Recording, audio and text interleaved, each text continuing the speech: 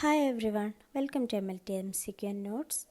കേരള PSCയുടെ DHS lab technician എക്സാമിൻ്റെ short list publish ചെയ്തിരുന്നു. കൂടുതൽ ആളുകൾ ഷോർട്ട് ലിസ്റ്റിൽ ഉൾപ്പെട്ടിട്ടുണ്ടായിരിക്കും. വയനാട്, കോഴിക്കോട് ജില്ലകളിൽ ഇൻ്റർവ്യൂ കഴിഞ്ഞിട്ടുണ്ട്. തൃശ്ശൂർ, എറണാകുളം ഡിസ്ട്രിക്ട്സിൽ ഇൻ്റർവ്യൂ നടന്നുകൊണ്ടിരിക്കുന്നു. തിരുവനന്തപുരം, പാലക്കാട്, കാസർഗോഡ് എന്നീ ജില്ലകൾ ഒഴികെ ബാക്കി എല്ലാ ജില്ലകളുടെയും ഇൻ്റർവ്യൂ ഷെഡ്യൂൾ ചെയ്തിട്ട് നമ്മുടെ PSCയുടെ സൈറ്റിൽ പബ്ലിഷ് ചെയ്തിട്ടുണ്ട്. ഇൻ്റർവ്യൂവുമായി ബന്ധപ്പെട്ട് ഇമ്പോർട്ടൻ്റ് ആയിട്ടുള്ള കുറച്ച് കാര്യങ്ങൾ ഉൾപ്പെടുത്തിയിട്ടുള്ള ഒരു വീഡിയോ ആണിത്. ഓക്കെ, റിട്ടൺ എക്സാമിൽ സെയിം മാർക്കുള്ള അല്ലെങ്കിൽ 0.33 മാർക്കിന് മാത്രം വ്യത്യാസമുള്ള ആളുകളുണ്ടാകും. ഓൾമോസ്റ്റ് എല്ലാവരും അങ്ങനെ തന്നെ ആയിരിക്കും. ഇൻ്റർവ്യൂവിന് ലഭിക്കുന്ന മാർക്കിനനുസരിച്ച് റാങ്കുകൾ അങ്ങോട്ടും ഇങ്ങോട്ടുമൊക്കെ മാറാനുള്ള ചാൻസ് വളരെ കൂടുതലാണ്. സോ ഇൻ്റർവ്യൂവിൻ്റെ പ്രാധാന്യം വ്യക്തമായി നമുക്കിവിടെ മനസ്സിലാക്കാം. ഔട്ട് ഓഫ് 20 മാർക്കിനാണ് interview. Minimum 9 mark, 9, maximum 15 mark വരെയാണ് ലഭിക്കുക. അങ്ങനെയാണ് ഇതുവരെയുള്ള റാങ്ക് ലിസ്റ്റിൽ കണ്ടിട്ടുള്ളത്. ഇൻ്റർവ്യൂ ബോർഡിൽ 4 മെമ്പേഴ്സാണ് ഉണ്ടാവുക. ഒരാൾ PSC ബോർഡ് മെമ്പർ, ബാക്കി 2 പേര് ഡോക്ടേഴ്സ്. ചിലപ്പോൾ 3 പേരെ ഇൻ്റർവ്യൂ ബോർഡിൽ ഉണ്ടാവുകയുള്ളൂ. ഡിസ്ട്രിക്ട് മെഡിക്കൽ ഓഫീസർ DMO ഉണ്ടാകും, അല്ലെങ്കിൽ DLO ഡിസ്ട്രിക്ട് ലാബ് ഓഫീസർ, അല്ലെങ്കിൽ DMEയിലുള്ള മെമ്പേഴ്സ് ആയിരിക്കും. സബ്ജക്റ്റ് എക്സ്പേർട്സ് ആയിരിക്കും ഇവരൊക്കെ. ഓക്കെ, നിങ്ങൾക്ക് ഇൻ്റർവ്യൂ മെമ്മോ വരുമ്പോൾ ബയോഡാറ്റ ഡൗൺലോഡ് ചെയ്യാനുള്ള ഓപ്ഷൻ ഉണ്ടാകും. അത് കൃത്യമായി ഫിൽ ചെയ്ത് കൊണ്ടുപോവുക. ഈ ബയോഡാറ്റയിൽ ഇപ്പോഴത്തെ വർക്കിംഗ് സ്റ്റാറ്റസ്, ഹോബീസ് ഇവയെല്ലാം ഫില്ല് ചെയ്യാനുണ്ടാകും. സത്യസന്ധമായി കൃത്യമായി തന്നെ അതിൽ ഫില്ല് ചെയ്യുക. കാരണം നിങ്ങൾ ഏത് ഡിപ്പാർട്ട്മെൻറ്റിലാണ് വർക്ക് ചെയ്യുന്നത്, അതായത് ഇപ്പോൾ ബ്ലഡ് ബാങ്കിൽ വർക്ക് ചെയ്യുന്ന ആളാണെങ്കിൽ ബ്ലഡ് ബാങ്കുമായി ബന്ധപ്പെട്ട ക്വസ്റ്റ്യൻസ് ആയിരിക്കും കൂടുതലായി ചോദിക്കുക. ഇനി നിങ്ങൾ ICTC അവിടെയാണെങ്കിൽ അതുമായി ബന്ധപ്പെട്ടത്, അതായത് നിങ്ങൾ ഏത് ഡിപ്പാർട്ട്മെൻറ്റിൽ എവിടെ എങ്ങനത്തെയുള്ള ലാബിലാണ് വർക്ക് ചെയ്യുന്നത് അതുമായി ബന്ധപ്പെട്ട കാര്യങ്ങൾ തീർച്ചയായും നിങ്ങൾ പഠിച്ചു പോവുക. അതുമായി ബന്ധപ്പെട്ട് ക്വസ്റ്റ്യൻസ് എന്തായാലും ഉണ്ടാകും. ഇനി നിങ്ങൾ വർക്ക് ചെയ്യാത്ത ഒരാളാണ്, ഇപ്പോൾ വർക്കൊന്നും ചെയ്യുന്നില്ല, അങ്ങനെയാണെങ്കിൽ അതെന്തുകൊണ്ട് എന്നുള്ള കാരണം അവരെ ബോധിപ്പിക്കുക. കൃത്യമായി അവർക്ക് വിശ്വസനീയമാകുന്ന രീതിയിൽ പറയുക കാര്യങ്ങൾ. പിന്നെ നിങ്ങളെ ഹോബീസിനെ പറ്റി അതിലെഴുതുമ്പോൾ റീഡിങ്, അങ്ങനെ എല്ലാ ഹോബീസൊന്നും എഴുതരുത്. റീഡിങ്ങൊക്കെ സത്യസന്ധമായിട്ട് നിങ്ങൾ റീഡിങ്ങൊക്കെ ചെയ്യുന്ന ഒരാളാണെങ്കിൽ മാത്രം എഴുതുക. കാരണം അതുമായി ബന്ധപ്പെട്ട് അവർ ക്വസ്റ്റ്യൻസ് ചോദിക്കും. PSC ബോർഡ് മെമ്പർ ഇതുമായി ബന്ധപ്പെട്ട ക്വസ്റ്റ്യൻസ് ആയിരിക്കും ചോദിക്കുക. അവരുടെ കയ്യിലാകും നമ്മുടെ ബയോഡാറ്റ. കൂടാതെ നമ്മൾ റിട്ടൺ എക്സാമിൻ്റെ മാർക്കിൻ്റെ കാര്യങ്ങളും അവരുടെ കയ്യിലുണ്ടാകും. പിന്നെ ജനറലായിട്ടുള്ള കാര്യങ്ങൾ, നമ്മുടെ ഹെൽത്ത് മിനിസ്റ്റർ ആരാ, ശ്രീമതി വീണ ജോർജ്, കറക്റ്റായിട്ട് തന്നെ ഉത്തരം പറയുക. പിന്നെ യൂണിയൻ ഹെൽത്ത് മിനിസ്റ്റർ ആരാ, മൻസുഖ് മാണ്ഡവ്യ, അതൊക്കെ ഒന്ന് നോക്കി പോവുക. പിന്നെ ഇപ്പോഴത്തെ കാര്യങ്ങൾ, ഇപ്പോൾ അടുത്ത് നമ്മുടെ കോവിഷീൽഡ് വാക്സിന് സൈഡ് എഫക്റ്റ് ഉണ്ട് എന്നൊക്കെ പറഞ്ഞു ന്യൂസൊക്കെ കണ്ടല്ലോ, അതിനെ പറ്റിയൊക്കെ ഒന്ന് വായിച്ചു പോവുക. ഇനി അപ്പിയറൻസിൻ്റെ കാര്യം, simple, well dressed, preferably light കളറാണ്. അങ്ങനെയുള്ള ഡ്രസ്സസ്സാണ് നമ്മൾ ചെയ്യേണ്ടത്. ഓക്കെ, നന്നായി അയൺ ചെയ്ത് ലൈറ്റ് കളറായിട്ടുള്ള, അതായത് ബ്രൈറ്റൻ ചെയ്യുന്ന ഡാർക്ക് കളേഴ്സൊന്നും യൂസ് ചെയ്യാതിരിക്കുക. അയൺ ചെയ്തിട്ടുള്ള നല്ല ഡ്രസ്സ്, നല്ല വൃത്തിയിൽ ഡ്രസ്സ് ചെയ്തിട്ട് പോവുക. ഓർണമെൻറ്റ്സ്, മേക്കപ്പ് അതൊന്നും ലേഡീസിൻ്റെ കേസിൽ വേണ്ട. നമ്മളൊരു ഹെൽത്ത് ഫീൽഡിലുള്ള ഇൻ്റർവ്യൂ അറ്റൻഡ് ചെയ്യാനാണ് പോകുന്നത്. സോ ഓർണമെൻറ്റ്സ് ഒക്കെ അവോയ്ഡ് ചെയ്യുക. മേക്കപ്പ് അതൊന്നും വേണ്ട. ഓക്കെ, പിന്നെ നമ്മുടെ കോൺഫിഡൻസിന് ഭയങ്കര ഇമ്പോർട്ടൻ്റ് ഉണ്ട്. കോൺഫിഡൻസോട് കൂടി ഉത്തരം പറയുക. നിങ്ങൾക്ക് അറിയില്ലെങ്കിൽ അറിയില്ല എന്ന് തന്നെ പറയുക. ഇനി സംശയമുള്ള ക്വസ്റ്റ്യൻസ് ആണെങ്കിൽ നമ്മൾ ഉത്തരം പറയുമ്പോൾ ആണോ സാർ, അല്ലേ സാർ, ഇതല്ലേ ഉത്തരം സാർ, അങ്ങനെയൊന്നും നമ്മൾ പറയരുത്. അങ്ങനെ പറഞ്ഞാൽ അതൊരു ബാഡ് ഇമ്പാക്റ്റ് ഉണ്ടാക്കും. അതിനർത്ഥം നിങ്ങൾക്ക് നിങ്ങളുടെ ഉത്തരത്തിൽ തീരെ ഒരു കോൺഫിഡൻസ് ഇല്ല, അതാണ് അതിനർത്ഥം. നിങ്ങൾക്കത് സംശയം ഉണ്ടെങ്കിൽ നിങ്ങൾ അറിയില്ല സാർ, മറന്നുപോയി സാർ, അങ്ങനെ എന്തെങ്കിലും പറഞ്ഞാൽ മതി. ഓക്കെ, ഒരിക്കലും ഇതല്ലേ സാർ, ഇങ്ങനെയല്ലേ സാർ, അങ്ങനത്തെ ഒരു ക്വസ്റ്റ്യൻസ് അവരോട് ചോദിക്കരുത്. ഓക്കെ, ഇനി നിങ്ങൾക്ക് കോൺഫിഡൻസ് ഉള്ള ഒരു ഉത്തരം, നിങ്ങൾ അവർ ചോദിച്ചപ്പോൾ നിങ്ങൾ ഉത്തരം പറഞ്ഞു, നിങ്ങൾക്കത് ഉറപ്പാണ്, ആ ഉത്തരം തന്നെയാണ് അതെന്ന് ഉറപ്പാണ്. പക്ഷെ അവരോട് പറഞ്ഞപ്പോൾ അവർ പറഞ്ഞു അതല്ലല്ലോ എന്ന് പറയുകയാണെങ്കിൽ അവരായിട്ട് ആർഗ്യൂ ചെയ്യാൻ നിൽക്കരുത്. നിങ്ങൾക്ക് ഒരു പ്രാവശ്യം പറയാം, അപ്പോഴും അവരതല്ല അല്ലല്ലോ അതിൻ്റെ ഉത്തരം എന്നൊക്കെ പറഞ്ഞാൽ അപ്പോൾ നിങ്ങൾ ഓക്കെ സർ പറയാം. അവരായിട്ട് ഒരിക്കലും ആർഗ്യൂ ചെയ്യരുത്. ഓക്കെ. അറിയാത്ത ക്വസ്റ്റ്യൻസ് ആണെങ്കിൽ അറിയില്ല എന്ന് പറയുന്നതിൽ ഒരു പ്രശ്നമില്ല.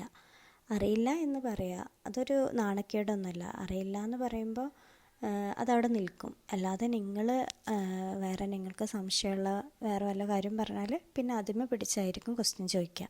പിന്നെ അത് ചോദിച്ച് പോയിക്കൊണ്ടിരിക്കും. എവിടെയാണോ നമ്മൾ സ്റ്റോപ്പ് ആവുന്നത് അതുവരെ അവരത് കണ്ടിന്യൂ ചെയ്യും.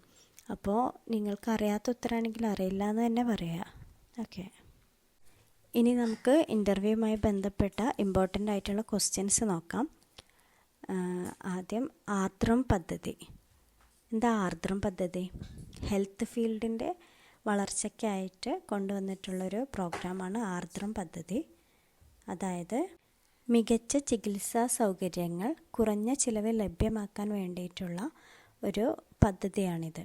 2016 നവംബർ 10 ആർദ്രം പദ്ധതി നിലവിൽ വന്നത്. പ്രാഥമികാരോഗ്യ കേന്ദ്രങ്ങളെ ഫാമിലി ഹെൽത്ത് സെൻ്റർ ആക്കുക, അതായത് PHCകളെ FHC ആയി കൺവേർട്ട് ചെയ്യുകയാണ് ഇതിൻ്റെ ആദ്യത്തെ ഉദ്ദേശം. ഓക്കെ. പിന്നെ നെക്സ്റ്റ് അതിനെപ്പറ്റി ഒന്ന് നോക്കിയിട്ട് പോവുക കേട്ടോ. അതിൻ്റെ ഡീറ്റെയിൽസ് ആയിട്ടുള്ള കാര്യങ്ങൾ ഒന്ന് വായിച്ചിട്ട് പോവുക. പിന്നെ നോക്കേണ്ട കാര്യം national and state government programmes ആണ്. National and state government programmes അതിൽ ഇമ്പോർട്ടൻ്റ് ആയിട്ടുള്ളതാണ് NTEP, national tuberculosis elimination programme. അത് TBയുമായി ബന്ധപ്പെട്ടിട്ടുള്ളതാണ്. പിന്നെ അതിനെപ്പറ്റി നോക്കുക. പിന്നെ മലേറിയൊക്കെ ഇതെല്ലാം DHSൻ്റെ അണ്ടറിൽ വരുന്നതാണ്. DHS, directorate of health service, അതിൻ്റെ അണ്ടറിൽ വരുന്നതാണ് ഈ TB, മലേറിയ, ഈ പ്രോഗ്രാംസ് എല്ലാം. പിന്നെ ഇപ്പോൾ അനീമിയയ്ക്ക് വേണ്ടിയിട്ട് ഒരു വിവ എന്ന് പറഞ്ഞ, അതായത് വിളർച്ചയിൽ നിന്ന് വളർച്ചയിലേക്ക് എന്ന് പറഞ്ഞൊരു പ്രോഗ്രാമുണ്ട്. അതിനെ പറ്റിയൊക്കെ നോക്കി പോവുക കേട്ടോ. പിന്നെ എയ്ഡ്സ്, അതായത് എയ്ഡ്സാണ് നാഷണൽ എയ്ഡ്സ് കൺട്രോൾ പ്രോഗ്രാം. പിന്നെ NVBDCP, അതായത് national vector borne disease control programme, national vector borne disease control programme. പിന്നെ IDSP ഉണ്ട് ഇപ്പോൾ, ഇൻ്റഗ്രേറ്റഡ് ഡിസീസ് സർവൈലൻസ് പ്രോഗ്രാം, പിന്നെ ശലഭം എന്ന് പറഞ്ഞാൽ ന്യൂ ബോൺ സ്ക്രീനിങ് പ്രോഗ്രാമാണ് ശലഭം. അതൊക്കെ ഒന്ന് വായിച്ച് പോവുക. ഏതൊക്കെ ടെസ്റ്റാണ് അതിൻ്റെ അണ്ടറിൽ വരുന്നതെന്നൊക്കെ ഒന്ന് നോക്കിയിട്ട് പോവുക. ദെൻ ART, ഇപ്പോൾ ഇമ്പോർട്ടൻ്റ് ആയിട്ടുള്ള കാര്യമാണ്. ART എന്ന് പറഞ്ഞാൽ ആൻറ്റി മൈക്രോബിയൽ റെസിസ്റ്റൻറ്റ് തെറാപ്പി. പിന്നെ NABL, national accreditation board for testing and calibration laboratories. പിന്നെ NABH, national accreditation board for hospital. പിന്നെ ISO, international organisation for standardisation. അതിലെ ലാബോറട്ടറീസിന് ലഭിക്കുന്ന സ്റ്റാൻഡർഡൈസേഷൻ ഏതാണെന്നൊക്കെ ഒന്ന് നോക്കുക. പിന്നെ NCAS എന്ന് പറഞ്ഞാൽ നാഷണൽ ക്വാളിറ്റി അഷുറൻസ് സ്റ്റാൻഡർഡൈസേഷൻ. അതൊക്കെ നോക്കിയിട്ട് പോവുക കേട്ടോ. പിന്നെ ഹെൽത്ത് ഇമ്പോർട്ടൻറ്റ് ഡേയ്സ്, അതുകൂടാതെ കായകൽപ്പം, അങ്ങനത്തെ കുറച്ച് കാര്യങ്ങളുണ്ടല്ലോ, അതൊക്കെ ഒന്ന് നോക്കുക. പിന്നെ ഹെൽത്ത് ഇമ്പോർട്ടൻറ്റ് ഡേയ്സ്, ഏതെല്ലാം ഹെൽത്ത് ഇമ്പോർട്ടൻറ്റ് ഡേയ്സ് ഉണ്ട്? April 25 മലേറിയൽ ഡേ, പിന്നെ June 14 ബ്ലഡ് ഡോണേഴ്സ് ഡേ. അങ്ങനെ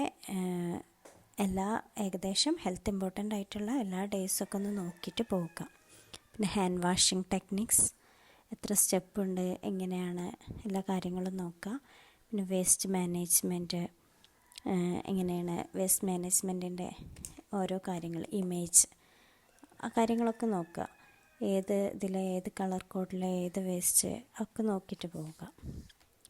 നെക്സ്റ്റ് നമുക്ക് ഇമ്പോർട്ടൻ്റ് ആയിട്ടുള്ള disease, malaria, filaria, TB staining, TBൻ്റെ സ്റ്റെയിനിങ് പ്രൊസീജിയേഴ്സൊക്കെ നോക്കുക. പിന്നെ അതുകൂടാതെ TB ടെസ്റ്റ് ഒക്കെ നോക്കി പോവുക. പിന്നെ ഡെങ്കു വളരെ ഇമ്പോർട്ടൻ്റ് ആണ്. ഡെങ്കുവിന് ചെയ്യുന്ന ടെസ്റ്റ് ആദ്യത്തെ 5 ഡേയ്സിൻ്റെ ഉള്ളിലാണെങ്കിൽ NS1 ആൻറ്റിജൻ ടെസ്റ്റ്, പിന്നെ IgM ആണ് പിന്നെ ചെയ്യുക. ഒക്കെ നോക്കിയിട്ട് പോവുക കേട്ടോ. പിന്നെ കൊറോണ ഒരിക്കലും വിട്ടുപോകണ്ട. Corona very important. ഇപ്പോൾ ട്രെൻഡിങ് ആയിട്ടുള്ള ഒരു ന്യൂസാണ് കോവിഷീൽഡ് വാക്സിൻ്റെ സൈഡ് എഫക്റ്റും കാര്യങ്ങളും. അതായത് പൾമണറി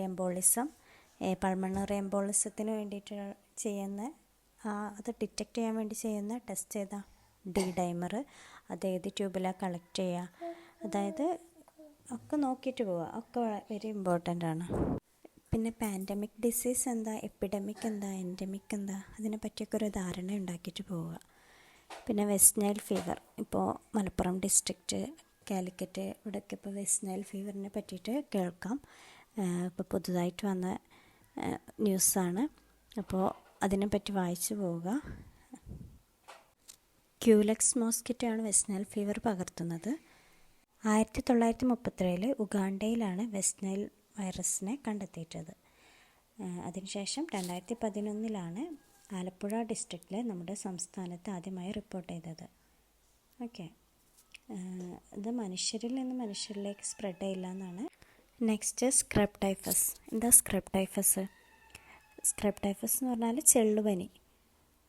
ഓറിയൻഷ്യ സുസുഗാമുഷി എന്ന് പറഞ്ഞ ഓർഗാനിസം കോസ് ചെയ്യുന്നതാണ് scrub typhus. ചെള്ളുപനിയാണിത്.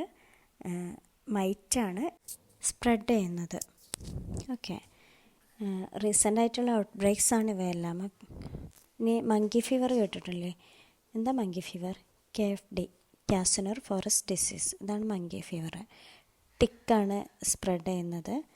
Then Lyme disease, Borrelia burgdorferi positive agent ആയിട്ടുള്ള ലൈം ഡിസീസും ഇപ്പോഴത്തെ ഒരു റീസെൻ്റ് ആയിട്ടുള്ള ഔട്ട് ബ്രേക്കാണ്. പിന്നെ നിപ്പനെ പറ്റിയിട്ട് പറയേണ്ട ആവശ്യമില്ലല്ലോ, എല്ലാവർക്കും അറിയുന്നുണ്ടാകും. അതൊക്കെ ഒന്ന് വായിച്ചു പോവുക. റീസെൻ്റ് ആയിട്ടുള്ള ഔട്ട് ബ്രേക്സിനെ പറ്റിയെല്ലാം വായിച്ചു പോവുക. Okay, then common test and normal values. Common ആയിട്ട് നമ്മുടെ ലാബിൽ ചെയ്യുന്ന ടെസ്റ്റുകൾ, അത് ബയോകെമിസ്ട്രി ആയാലും പത്തോളജി ആയാലും, ആ ടെസ്റ്റിനെ പറ്റിയിട്ടൊക്കെ ഒരു അവയർനെസ് നല്ലതാണ്. എങ്ങനെയാണ് പ്രൊസീജിയർ, ഏതൊക്കെ മെഷീൻ യൂസ് ചെയ്തിട്ടാണ് ചെയ്യുന്നത്, മെഷീൻസിൻ്റെ നെയിം, പ്രിൻസിപ്പിള്, ഏതൊക്കെ മെത്തേഡ്സ് ഉണ്ട്. പിന്നെ അതുകൂടാതെ നോർമൽ വാല്യൂസ് എന്തൊക്കെയാണ്, അതായത് ഫീമെയിൽസിനും മെയിൽസിനും കറക്റ്റായിട്ട് പഠിച്ചു പോവുക. അവയെല്ലാം ബേസിക് ആയിട്ടുള്ള കാര്യങ്ങളാണ്. ബേസിക് ക്വസ്റ്റ്യൻസ് അല്ലെങ്കിലും നമ്മൾ കറക്റ്റായിട്ട് ആൻസർ ചെയ്യുക. Okay, histopathology, blood bank, pathology, ഇവയെല്ലാം അങ്ങനെ വലിയ ഇമ്പോർട്ടൻസ് കൊടുക്കേണ്ട ആവശ്യമില്ല. ബ്ലഡ് ബാങ്കിൽ വർക്ക് ചെയ്യുന്ന ആൾക്കാരാണെങ്കിൽ തീർച്ചയായും അത് നോക്കിയിട്ട് തന്നെ പോവുക. പിന്നെ ഒരു ഇൻ്റർവ്യൂ ചെയ്യുന്ന അവരുടെ ഒരു ഇതിനനുസരിച്ചിരിക്കും ക്വസ്റ്റ്യൻസ്. അവരിപ്പോൾ ബയോകെമിസ്ട്രി ഡിപ്പാർട്ട്മെൻറ്റിൽ, അതായത് ബയോകെമിസ്ട്രിയുമായി ബന്ധപ്പെട്ട ആളാണെങ്കിൽ അതുമായി ബന്ധപ്പെട്ട ക്വസ്റ്റ്യൻസ് ആയിരിക്കും കൂടുതൽ ചോദിക്കുക. ഇനി പത്തോളജി ആണെങ്കിൽ അതുമായി ബന്ധപ്പെട്ടത്, മൈക്രോ ആണെങ്കിൽ അതുമായി ബന്ധപ്പെട്ടത്. പക്ഷെ നമ്മൾ ബേസിക് ആയിട്ടുള്ള കാര്യങ്ങൾ നമ്മൾ അറിഞ്ഞിരിക്കണം. ഓക്കെ, അപ്പോൾ എല്ലാവർക്കും ഓൾ ദി ബെസ്റ്റ്. റാങ്ക് മുന്നോട്ട് വരാൻ മാക്സിമം നമ്മുടെ ഇൻ്റർവ്യൂ സഹായിക്കും. നമ്മുടെ കോൺഫിഡൻസോട് കൂടിയിട്ട് ഇൻ്റർവ്യൂ അറ്റൻഡ് ചെയ്യുക. Okay, thank you.